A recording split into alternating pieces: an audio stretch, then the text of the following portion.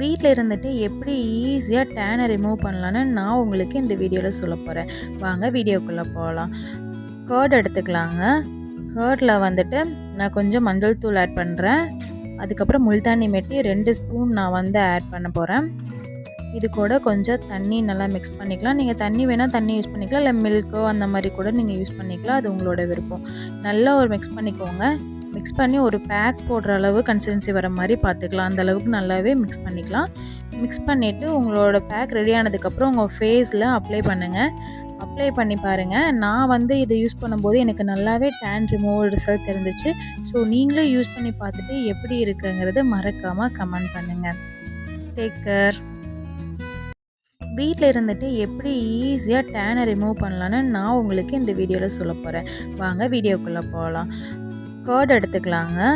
கர்டில் நான் கொஞ்சம் மஞ்சள் தூள் ஆட் பண்ணுறேன். அதுக்கப்புறம் முல்தானி மெட்டி 2 ஸ்பூன் நான் ஆட் பண்ண போகிறேன். இது கூட கொஞ்சம் தண்ணி நல்லா மிக்ஸ் பண்ணிக்கலாம். நீங்கள் தண்ணி வேணால் தண்ணி யூஸ் பண்ணிக்கலாம், இல்லை மில்க்கோ அந்த மாதிரி கூட நீங்கள் யூஸ் பண்ணிக்கலாம். அது உங்களோட விருப்பம்.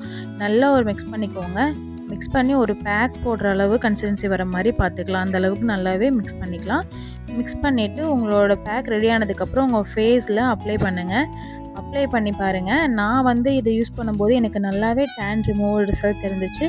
ஸோ நீங்களும் யூஸ் பண்ணி பார்த்துட்டு எப்படி இருக்குங்கிறத மறக்காமல் கமெண்ட் பண்ணுங்கள். Take care.